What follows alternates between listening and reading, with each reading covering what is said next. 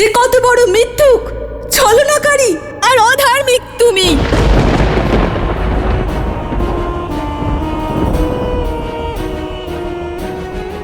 আমি আপনার কষ্ট বুঝতে পারছি দেবী, আর আপনার কাছে ক্ষমাও চাইছি। একজন পতিব্রতার ক্ষেত্রে তার স্বামীর বিয়োগ অনেক বড় অধর্ম, কিন্তু একজন নারীকে তার ইচ্ছের বিরুদ্ধে অপহরণ করা তার থেকেও বড় অপরাধ, যা আপনার স্বামী করেছেন। আর একজন অধার্মিককে সঙ্গ দেওয়া, নিজের ধর্ম দিয়ে একজন অধার্মিকের ঢাল হওয়া, তার থেকেও বড় অধর্ম হয় দেবী। একজন স্ত্রী হওয়ার পূর্বে আপনি একজন নারী, আর একজন নারী যখন অন্য একজন নারীর কষ্ট বুঝতে না চায়, তখন তার কর্মও অসম্পূর্ণ থাকে আর ধর্মও। আর যে ধর্মকে ছলনা করে, তাকে তারই অস্ত্র দিয়ে হত্যা করলে না ছলনা হয় আর না কোনো অনীতি। একজন পতিব্রতার প্রকৃত অর্থ হল নিজের স্বামীকে ধর্মের পথে চালনা করা, অধর্মের হাত থেকে তাকে রক্ষা করা। আর সেই কার্যে আপনি অসফল হয়েছেন দেবী, কারণ আপনার ধর্ম আপনি নিজের মধ্যে সীমিত রেখেছেন। আপনার স্বামীকে ধর্মের পথে চালিত করার চেষ্টা করার স্থানে আপনি আপনার বরলাভের দ্বারা অন্যায়ের ঢাল হয়েছেন। একজন নারীর প্রতি অন্যায় দেখেও চোখ বুজে থেকে আপনি নারী ধর্মের অপমান করেছেন। নিজের স্বামীর মোহে আপনি তার পাপ দেখতে পাননি। আগামী জন্মে এই ভুল করবেন না দেবী। আগামী জন্মে আপনার স্বামীকে ধর্মের প্রেরণা দেবেন, যাতে আপনারা দুজন মোক্ষ লাভ করতে পারেন। স্বামী স্ত্রী একে অপরের পরিপূরক দেবী। একজনের ধর্মাচরণ অন্যকেও প্রভাবিত করে, তেমনি একজনের অধর্ম অন্যজনের সংহারের কারণ হয়। দাঁড়াও,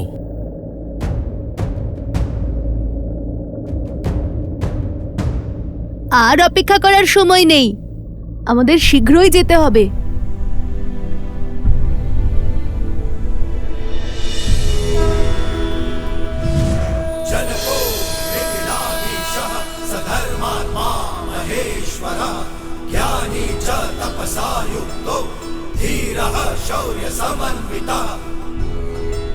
মকরাসুরের মতো শক্তিশালী অসুরকে দৈবাস্ত্র ছাড়া বধ করা অসম্ভব। এ হল নন্দন বান, ভগবান বাল্মীকির শিষ্য। আর এত বীর যোদ্ধা অবশ্যই এই ধরিত্রীকে মকরাসুরের আতঙ্ক থেকে মুক্ত করবে। এটা রাখো, এ তোমাদের রক্ষা করবে।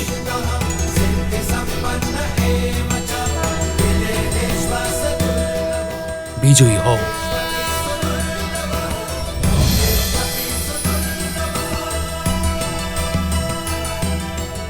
অসংখ্য ধন্যবাদ।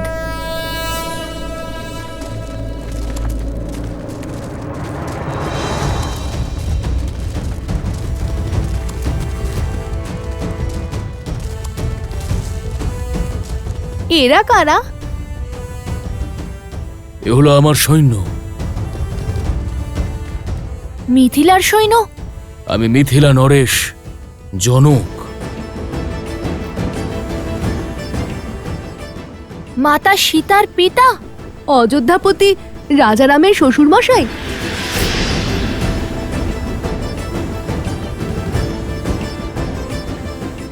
কি অদ্ভুত সংযোগ! এখানে আসার পথে অযোধ্যার ধ্বজা দেখতে পেলাম, আর এখন মিথিলা নরেশ স্বয়ং প্রকট হয়ে গেলেন।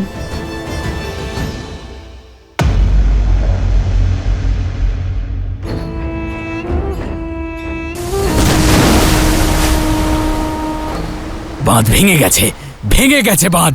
ওঠো মকরাসুর, ওঠো, ওঠো।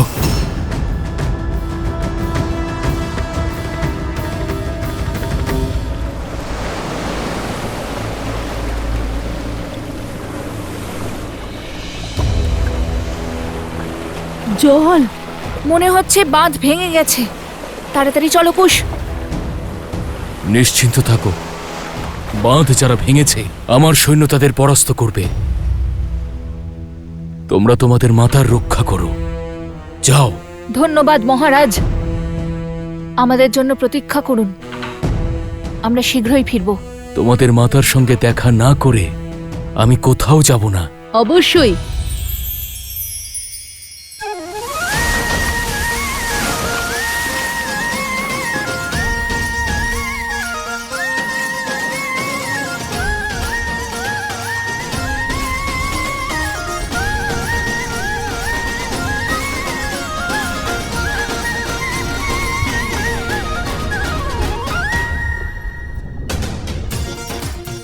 ঠিক আছো তো কুশ? কুশ তো সর্বদা প্রস্তুত থাকাতেই বিশ্বাস করে দাদা।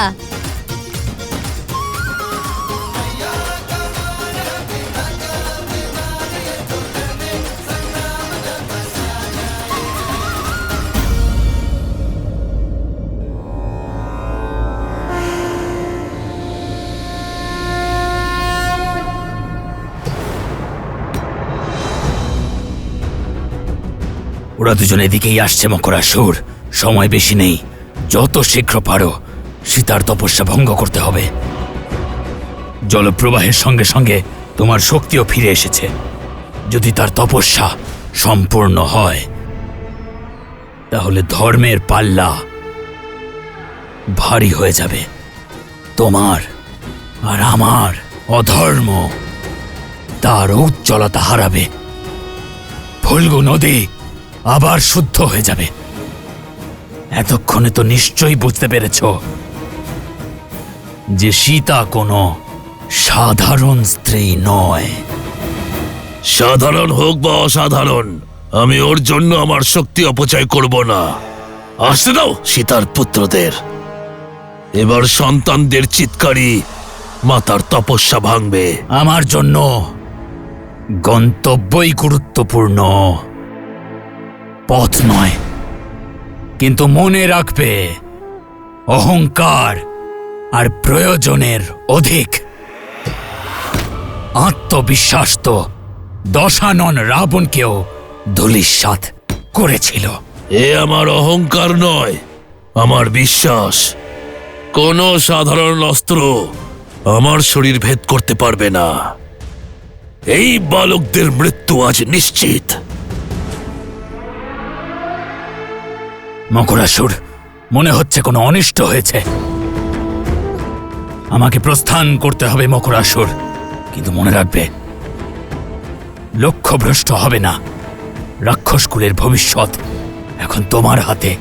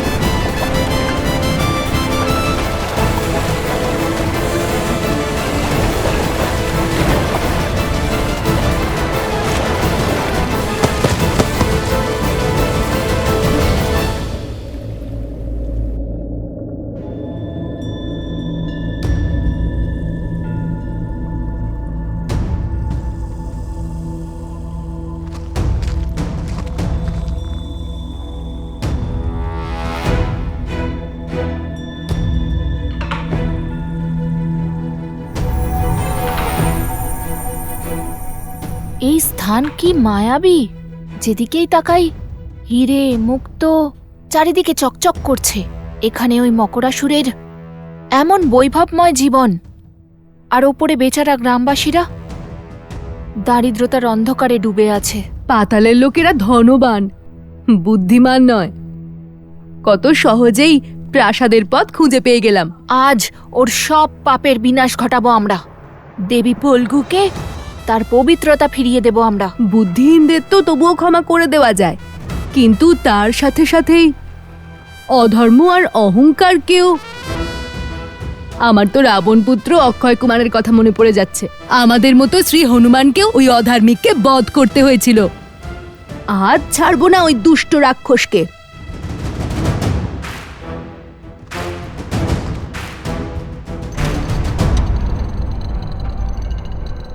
উফ দাদা, এ তো মকরাসুর নয়, মূর্খাসুর।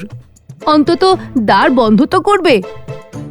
যদি এ আমাদের মতো গুরু পেত তাহলে জ্ঞানও কিছু পেত। কাউকে মূর্খ ভাবা অহংকারের পরিচয় কুশ। এসব ভেবো না তুমি। আর যদি মকরাসুর আমাদের মতো গুরুর সান্নিধ্যে আসতে পারত, তাহলে সে মকরাসুর নয়, মকরদেব হতো, তাই না? কথাটা ঠিকই বলেছ দাদা। চলো। খুব সাবধান কুশ, এ আমাদের শত্রুদের বিছিয়ে রাখা জালও হতে পারে।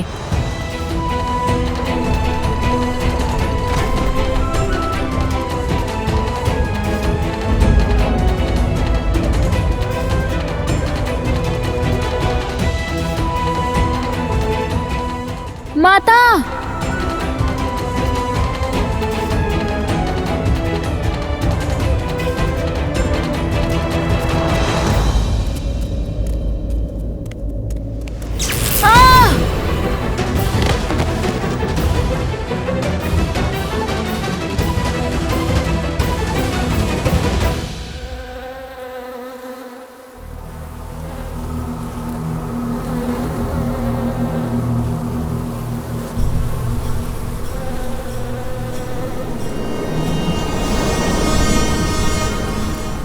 কি সমাচার এনেছো?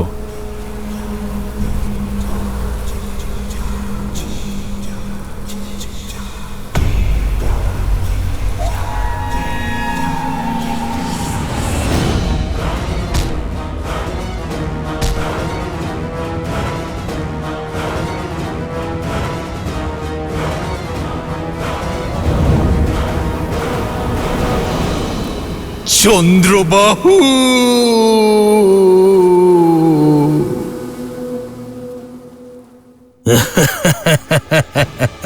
এ হলো মকরাসুরের পাশ। এখান থেকে বেঁচে ফেরা অসম্ভব বালকেরা। এর কাজই হলো মানুষের বুদ্ধি ভ্রষ্ট করে দেওয়া। নিজের মাতার এই পরিস্থিতি দেখে আমার জালে ফেসে গেছো। বিবেক লোপ পেয়েছে তোমাদের।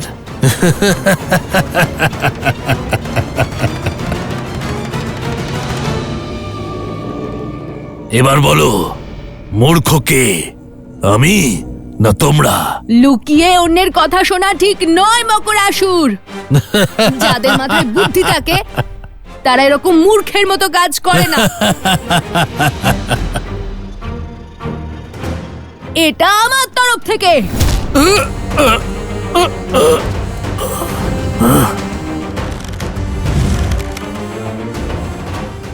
মূর্খ তুমি, যে তুমি অধর্মের পথ বেছেছো। যদি বুদ্ধিমান হতে তাহলে অধর্মের পথ নয়, শ্রীরামের নাম বেছে নিতে।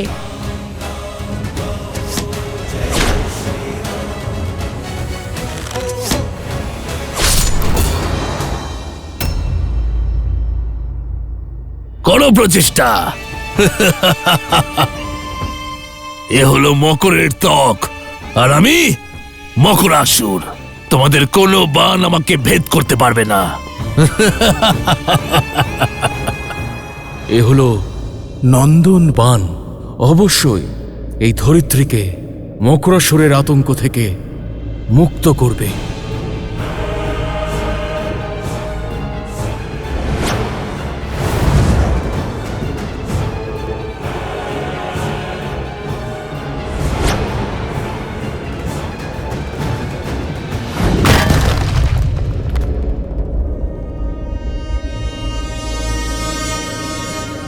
দিব্যাস্ত্র খোঁজো কুশ, এখানেই আছে। কে জানে কোথায় আছে। মানুষ সত্যিই বলে সাবধান না থাকলেই দুর্ঘটনা ঘটবে।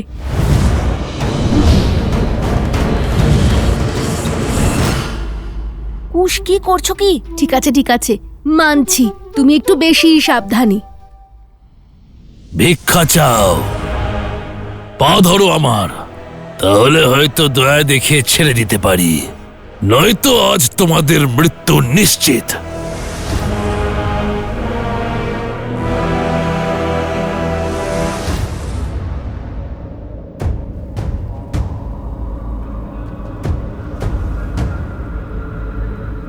সময় ব্যতীত হচ্ছে।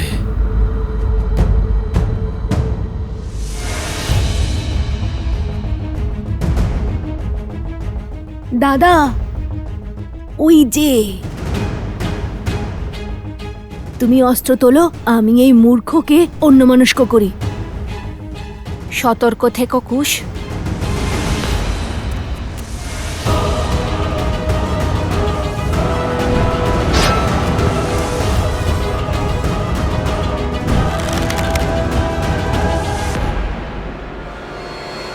সাবধান মকরাসুর!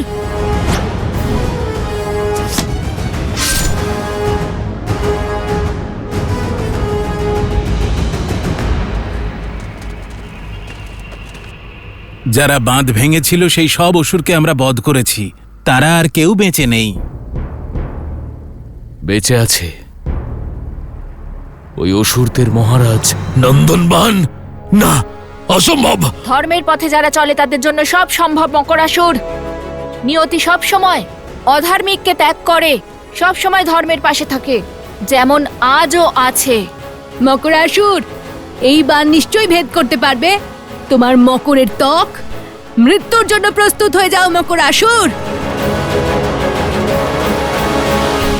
বান চালাও দাদা। না, আমরা ধর্মমর্যাদা পুরুষোত্তম শ্রীরামের ভক্ত। উনি সব সময় অধর্মকে শেষ সুযোগ দিয়ে থাকেন, আর আমরাও দেব। বলো মকরাসুর, তুমি কি ক্ষমা চেয়ে অধর্মের পথ ত্যাগ করে ধর্মের পথকে আপন করবে? এসব কি বলছো দাদা? শ্রীরামকে অনুসরণ করছি। উনি যদি এখানে থাকতেন তাহলে এই অধার্মিককে শুধরানোর অন্তিম সুযোগ অবশ্যই দিতেন। হ্যাঁ, নিশ্চয়ই দিতেন। বলো মকরাসুর।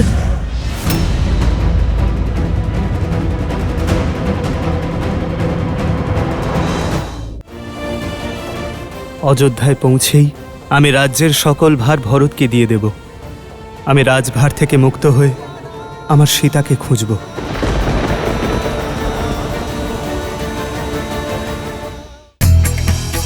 কিংবদন্তি অনুসারে লবকুশের জন্মস্থল অবনী বেট্টা রামলিঙ্গেশ্বর মন্দিরের খুবই নিকটে অবস্থিত।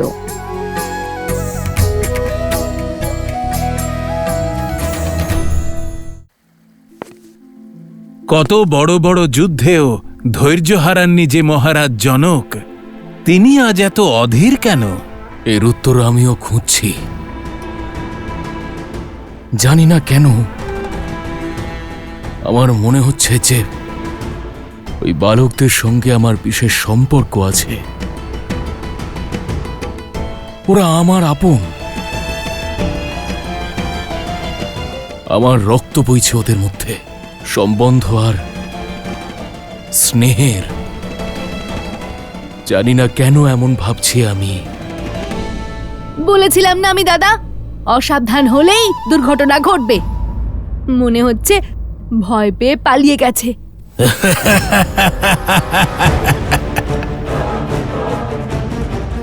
দেখছো কি? চালাও বান, মারো আমাকে। এই দিব্যাস্ত্র তো অব্যর্থ, তাই না? তাই আমার আগে ওকে তোমাদের মাতার শরীরকে ভেদ করতে হবে। দুষ্ট! দেখলে তো দাদা, দিলে তো ওকে সুযোগ। এবার লক্ষ্যভেদ করো।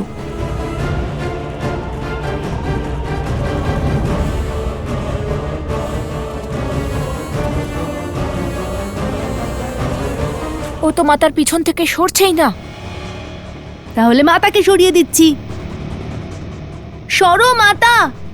না, মাতা প্রতিজ্ঞা করেছেন যতক্ষণ না ওনার তপস্যা পূর্ণ হচ্ছে উনি ধ্যান ভঙ্গ করবেন না। এমনকি এই পরিস্থিতির আভাস উনি পাচ্ছেন না।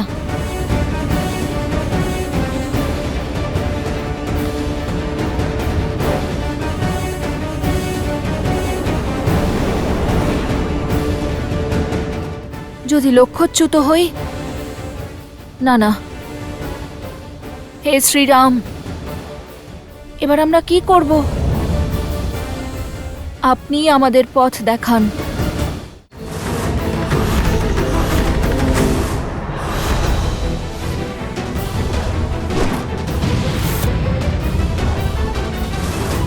মাতা!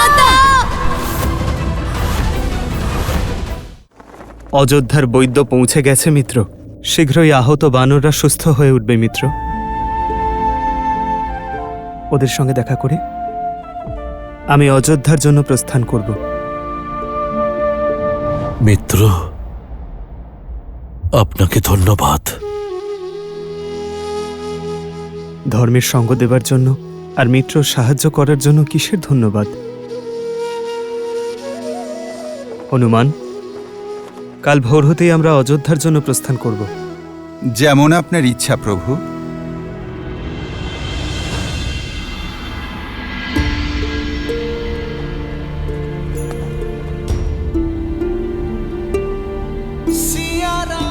অযোধ্যায় পৌঁছেই আমি রাজ্যের সকল ভার ভরতকে দিয়ে দেব। তারপর নিজের মহারাজের আজ্ঞা এবং ধর্মের শৃঙ্খলে আবদ্ধ ভরত নিজের স্ত্রীর সঙ্গে রাষ্ট্রের উন্নতির জন্য অশ্বমেধ যজ্ঞ করাবে। আমি রাজভার থেকে মুক্ত হয়ে আমার সীতাকে খুঁজব।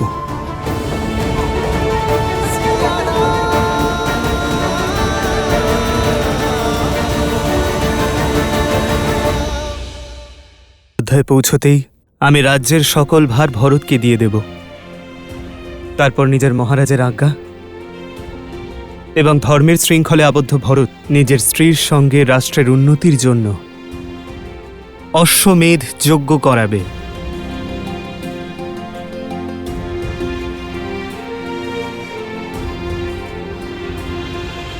এই ভক্ত তার সারা জীবন প্রভুর সেবা করার শপথ নিয়েছে। যে স্থানেই আপনার এই পা পড়বে, সেখানেই এই সেবকের প্রতিবিম্ব দেখতে পাবেন। যারা নিজেদের প্রতিবিম্ব থেকে দূরে আছে, তাদের প্রতিবিম্ব তুমি হবে হনুমান। আমি রাজভার থেকে মুক্ত হয়ে আমার সীতাকে খুঁজব। তখন না আমার পায়ে রাজধর্মের শৃঙ্খল থাকবে, আর না প্রজাদের উত্থানের। আমার অযোধ্যা সুসজ্জিত হয়েছে, আমার সীতা আমার জন্য প্রতীক্ষা করছে। সেই জন্যই তো যুদ্ধের সময় প্রতিটা মুহূর্তে সীতার কথা মনে পড়ছিল। এত বর্ষ পেরিয়ে গেল প্রভু, তবুও কি আপনি বিশ্বাস করেন যে মাতা সুরক্ষিত আছেন? বিশ্বাস বিশ্বাস সীতার পরিস্থিতির ওপর নয়, ওর প্রতিশ্রুতির ওপর আছে। পুনর্মিলনের প্রতিশ্রুতি। সীতার প্রতিশ্রুতি সেই সময় আসবে যেদিন অযোধ্যা থেকে সব মলিনতা দূর হয়ে যাবে, যখন রামরাজ্য আরও একবার রাম সীতাকে একসঙ্গে দেখবে। আর যতক্ষণ না এই প্রতিশ্রুতি পূর্ণ হচ্ছে, আমার সীতার কিচ্ছু হতে পারে না।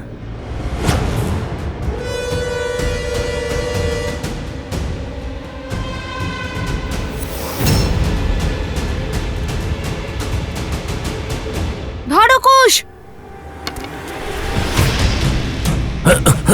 ছাড়ো, ছাড়ো আমাকে, ছাড়ো! মারো দাদা! ছাড়ো, ছাড়ো আমাকে, ছাড়ো বলছি, ছাড়ো! কুশ!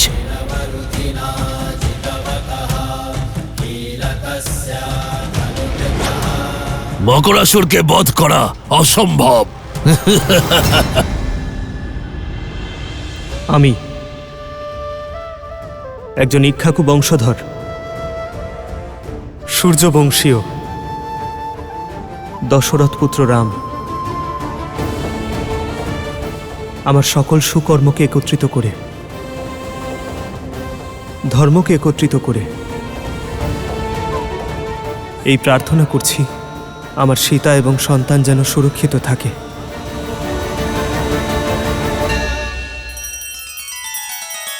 श्री रामचंद्र कृपालु भजु मन हरण भव भय दारुणम नव कंज लोचन कंज मुख कर कंज पद कंजारुणम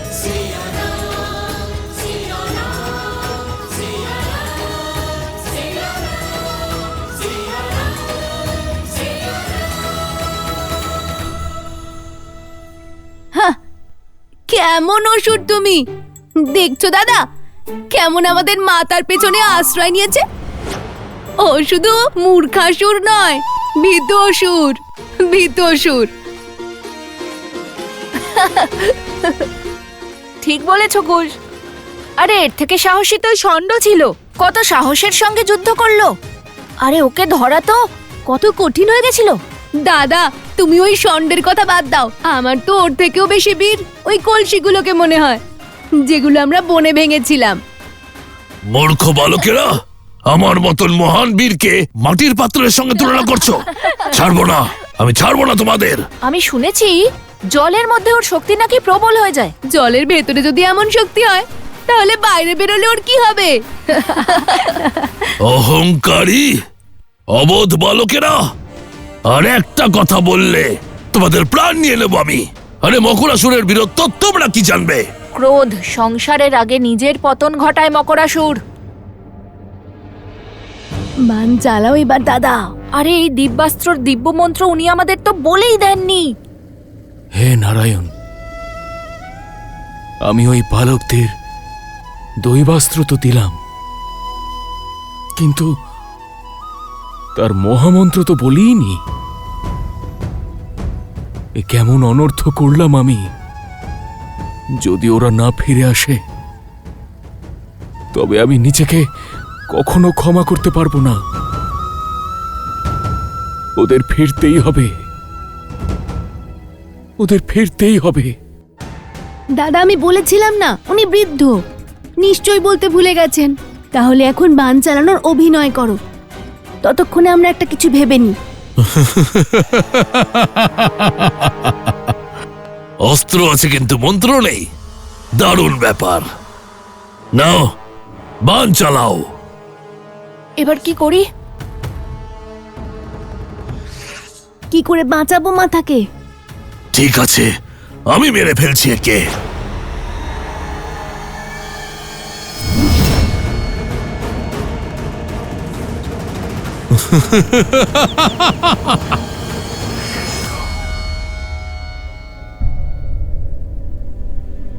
বৃক্ষে মাত্র কয়েকটাই সবুজ পাতা আছে।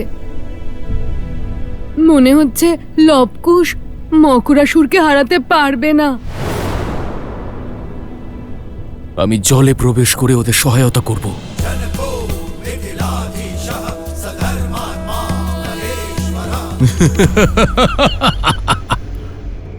শত্রুর সংহার শুধু অস্ত্র দ্বারা নয়, তার সঙ্গে বলা দিব্য মন্ত্রের দ্বারা হয়।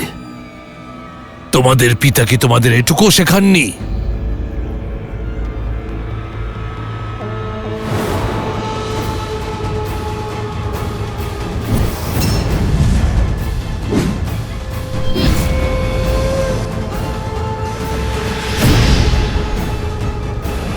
মাতা!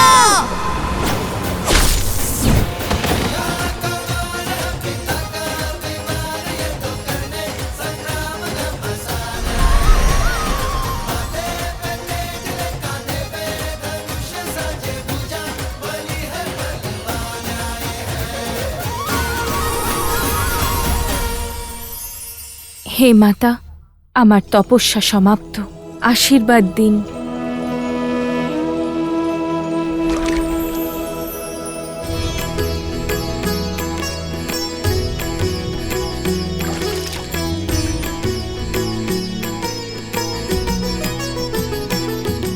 हो लव कुश बल अतुलित बड़े भाई धीर লব, কুশ, মাতা! মাতা!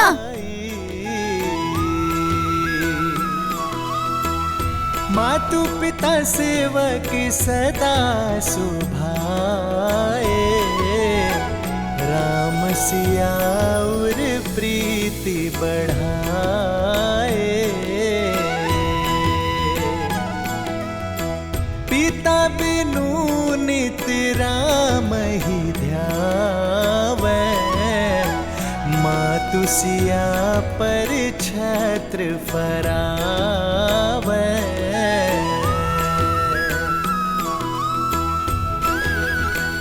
বৃক্ষ আবার সবুজ হয়ে গেছে, তার মানে লবকুশ জয়ী হয়েছে। বনদেবী জয়! বনদেবী জয়!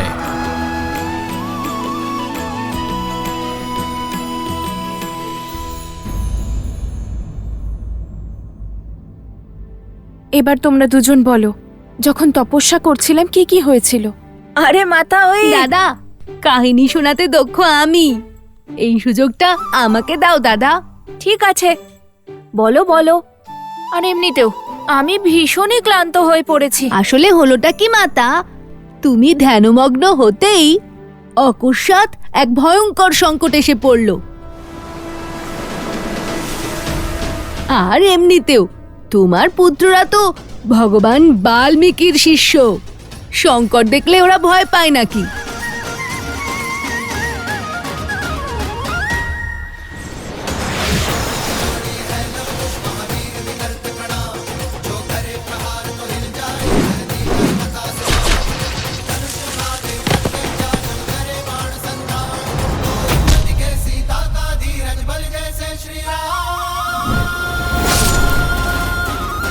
আর তারপর দাদা দিব্য অস্ত্র চালালো। কিন্তু দাদা, তুমি তো দিব্য অস্ত্রের মন্ত্র জানতেই না, তাহলে তুমি দিব্য অস্ত্র ব্যবহার করলে কি করে? যার নাম জপ করলে সব কার্য সম্পন্ন হয়ে যায়, যার ভক্তিতে পাথর জলে ভেসে থাকে, যার নামের মধ্যেই ত্রিলোক সমাহিত, সব তপস্যা সব জপ সমাহিত, যার নামের থেকে বড় না কোনো মন্ত্র না কোনো তন্ত্র, সেই শ্রীরাম নাম নিয়ে আমি এই দিব্যাস্ত্র নিক্ষেপ করেছি। অদ্ভুত দাদা, তুমি তো আমাকে চিন্তায় ফেলে দিয়েছিলে। শুনলে মাতা, এইভাবে রক্ষা করেছিল দাদা তোমাকে। আমি একা নই, আমরা দুজনে বাঁচিয়েছি তোমাকে। কথায় কথায় আমি তো তোমাকে সেই বৃদ্ধের কথা বলতেই ভুলে গেলাম, যিনি আমাদের ওই দিব্য অস্ত্র দিয়েছিলেন, যেটা ছাড়া মকরাসুরকে বধ করাই যেত না, যিনি মার্গদর্শন না করলে ওই মকরাসুরের ত্বক ভেদ করা অসম্ভব ছিল। কার কথা বলছো তোমরা? মিথিলা নরেশ মহারাজ জনক।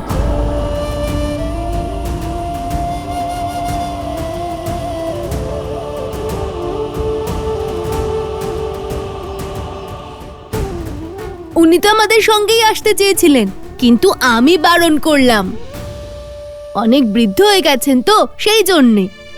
কিন্তু এখনো নদীর তীরে তোমার জন্য অপেক্ষা করছেন উনি। উনি বললেন, যে মাতা তোমাদের মতো পুত্রদের জন্ম এবং শিক্ষা দিয়েছেন, তার সাথে দেখা না করে উনি কোথাও যাবেন না। তাড়াতাড়ি চলো মাতা, উনি এখনো আমাদের জন্য অপেক্ষা করছেন। মহারাজ জনক। হ্যাঁ মাতা, কিন্তু ওনার নাম শুনতেই তুমি এত চিন্তিত হয়ে গেলে কেন? মাতা, বিপদ কেটে গেছে, এবার চিন্তামুক্ত হয়ে আমাদের সঙ্গে চলো।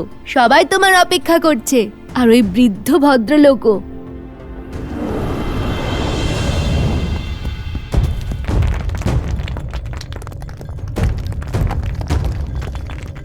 এসব কি হচ্ছে? মনে হয় সংকটের মেঘ এখনো কাটেনি। না পুত্র, এটা ধর্মের জয়ের হুঙ্কার। পাপের বিনাশের সঙ্গে পাপের সত্তারও তো বিনাশ হওয়া উচিত। কিন্তু মাতা, ভোলকু দেবী আগে আমাদের বেরোতে তো দিতেন। লব, কুশ, তোমরা কোন দিক থেকে এসেছিলে? চলো।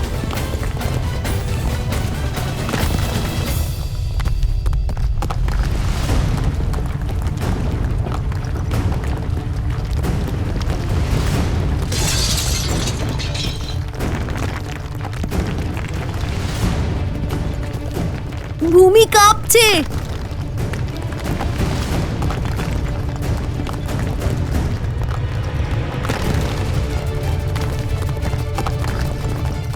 আর বাঁচবো না।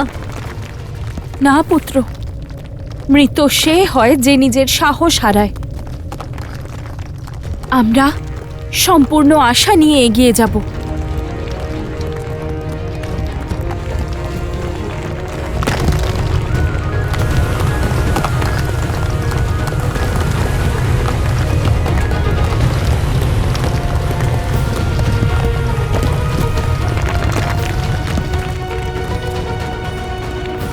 কোথায় গেল ওরা? এতক্ষণে তো ফিরে আসার কথা। আমার কিন্তু খুব ভয় করছে। যারা ধর্মের রক্ষা করে অধর্ম তাদের হারাতে পারে না। ওরা চলে আসবে। লব কুশ, আমার হাত ধরো। হাত তুমি আমার ধরো মাতা। এই বিপর্যয়ের মধ্যে আমার হাত ছেড়ে যেতে পারে, কিন্তু যদি তুমি আমার হাত ধরে থাকো তাহলে কখনো ছাড়বে না।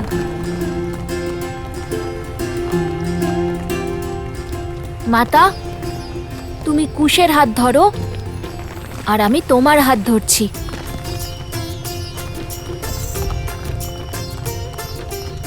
আজ না মাতা পুত্রের হাত ছাড়বে আর না পুত্র মাতার হাত। কথা দিলাম। रघुकुल रीत सदा चली आई, प्राण जाए पर वचन न जाई।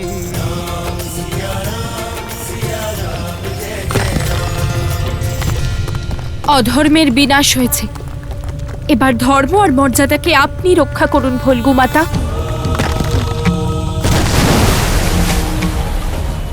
বনদেবী, লব, কুশ, কোথায় তোমরা? লব, কুশ, কুশ, লব। ওই অসুরের প্রাসাদ তো ধ্বংস হয়ে গেল।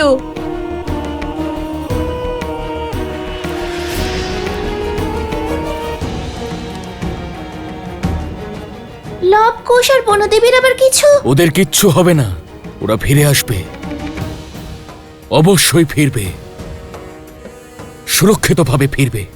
রাত্রি হয়ে গেছে, মনে হচ্ছে ওদের খোঁজবার জন্য আমাদের সহায়তার দরকার হবে। আমি গ্রামবাসীদের নিয়ে আসছি। আমার সৈন্য যাবে আপনার সঙ্গে।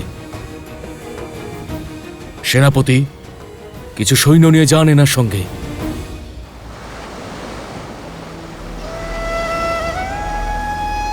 হে নারায়ণ, রক্ষা করুন।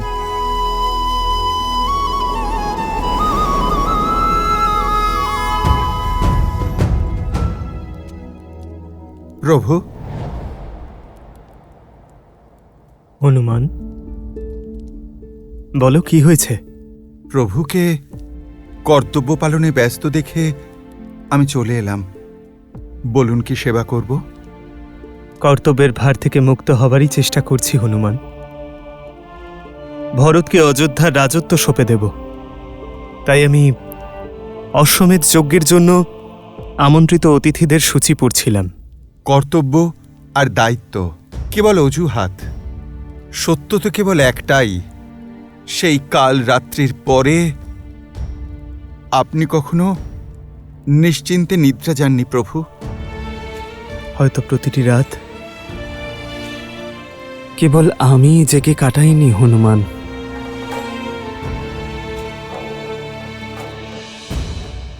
মহারাজ জনক,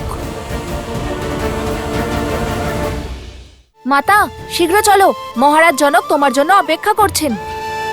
কুশ, তুমি এখানে থেকেই মাতাকে রক্ষা করো, আমি মহারাজ জনককে এখানে নিয়ে আসছি। না, তার আর কোনো প্রয়োজন নেই লব। ভারতীয় দর্শন শাস্ত্রের সাংখ্য দর্শন বিদ্যালয়ের সর্বপ্রথম শিক্ষক ছিলেন ঋষি কপিল এবং ওনার শিষ্য ঋষি অসুরী।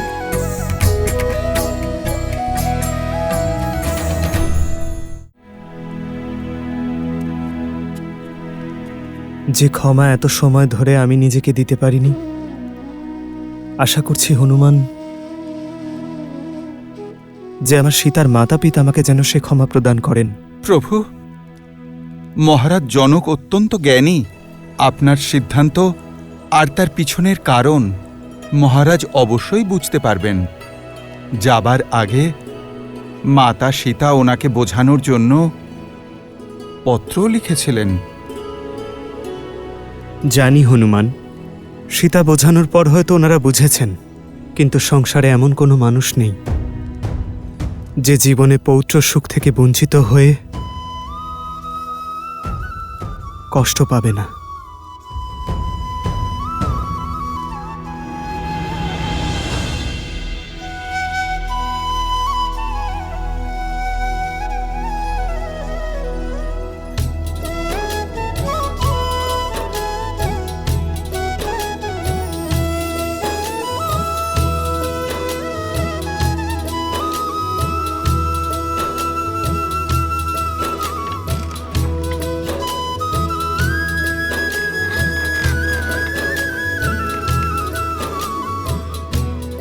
খুব আনন্দ হয়েছে, কি ভালো যাত্রা ছিল। মনে হচ্ছিল ফল্গু দেবী নিজের কোলে তুলে সস্নেহে দোলনায় দোলাচ্ছেন। ধর্মের পথে অনেক কঠিন বাধার সঙ্গে সুকর্মের সুফলও থাকে পুত্র। মাতা, শীঘ্র চলো, মহারাজ জনক তোমার জন্য অপেক্ষা করছেন। তাতে কি হয়েছে, ভক্তকে ভগবানের জন্য প্রতীক্ষা করতে হয়। বনদেবী উনি, এত সহজে দেখা পাওয়া যায় নাকি? কি মাতা? চলো মাতা। না,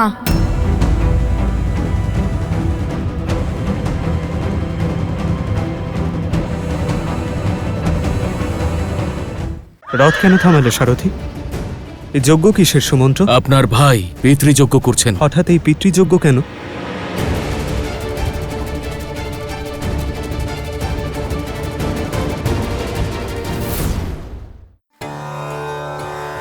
আমি বলতে চাইছি যে ফল্গু মাতা আমাদের এত সহায়তা করলেন, আমাদের রক্ষা করলেন, তাই আমি ওনার দর্শন করে ওনাকে ধন্যবাদ জানাতে চাই।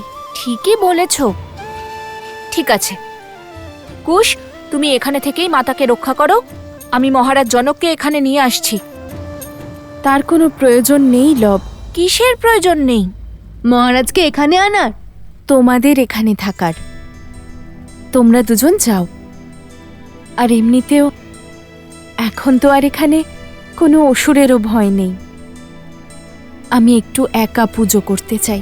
যথা আজ্ঞা মাতা। শোনো, মিথিলা নরেশের সঙ্গে এইভাবে দেখা করবে? নিজের কেশ অন্তত ঠিক করে নাও।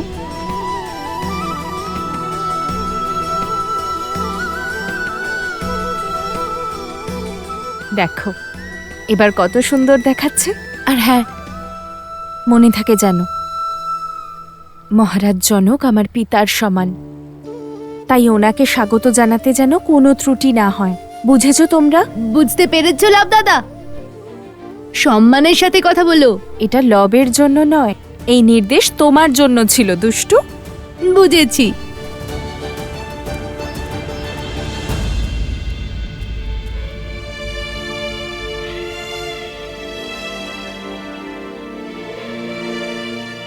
এ কেমন পরিস্থিতি এলো মহাদেব? তাড়াতাড়ি লবকুশ পিতাকে এখানে নিয়ে আসবে। আর যদি উনি আমাকে এখানে এইভাবে দেখে নেন তাহলে না, যতক্ষণ না আমার পুত্ররা তাদের পরিচয় আর অযোধ্যায় ওদের প্রাপ্য সম্মান পাচ্ছে,